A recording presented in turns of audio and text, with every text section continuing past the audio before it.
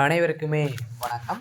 சற்று முன் கிடைத்திருக்கக்கூடிய ஒரு மிக மிக முக்கியமான செய்தி ஒன்று வெளியாகி உள்ளது. சற்று முன் பாஜகவில் இணைந்த கனிமொழி திமுகவில் அடிதடி மோதல் இது மாதிரி செய்திகள் வெளியாயிருக்கு.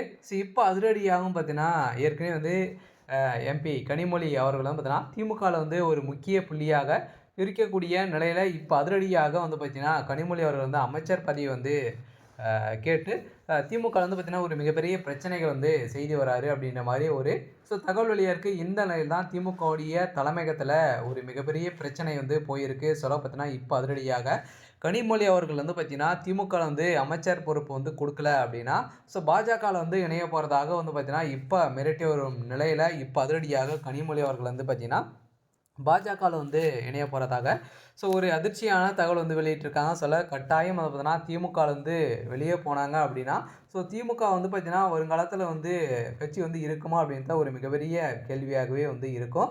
இருந்தாலுமே ஏற்கனவே பார்த்தீங்கன்னா ஸ்டாலின் அவர்கள் பார்த்தீங்கன்னா அவருடைய மகனாக தான் பார்த்தீங்கன்னா துணை முதல்வராக சுவாக்கியிருந்தார். இருந்தாலுமே பார்த்தீங்கன்னா அமைச்சர் எம்பி கனிமொழி அவர்களுக்கு பார்த்தீங்கன்னா இப்போ சதுரடியாக பார்த்தீங்கன்னா அமைச்சர் பதவி கொடுக்க மாட்டார். சொந்த அண்ணனாகவே இருந்தாலுமே பார்த்தீங்கன்னா அவருக்கு பார்த்தீங்கன்னா அமைச்சர் பதவி கொடுக்கறதுக்கான ஏற்பாடுகள் பார்த்தீங்கன்னா எதுவுமே நடக்கலை. கனிமொழி அவர்கள் பார்த்தீங்கன்னா திமுகவில் தள்ளி தான் முதல்வர் ஸ்டாலின் அவர்கள் வைத்திருக்காரு. இந்த நிலையில் தான் திமுகவுடைய குடும்பத்தில் ஒரு மிகப்பெரிய பிரச்சனைகள் ஏற்பட்டிருக்கு. இப்போ அதிரடியாகவும் பார்த்தீங்கன்னா திமுகவுடைய அலுவலகத்திற்கு வந்திருக்கக்கூடிய ஒரு மிகப்பெரிய அதிர்ச்சியை ஏற்படுத்தியிருக்கு. இதை பற்றி இந்த வீடியோவில் பார்க்கலாம். அதுக்கு முன்னாடி நம்மளுடைய சேனலுக்கு இப்போ தான் நீங்கள் முதல் முறையாக வந்திருக்கீங்க அப்படின்னா மறக்காமல் நம்மளுடைய சேனலை சப்ஸ்கிரைப் பண்ணி சப்போர்ட் பண்ணுங்கள்.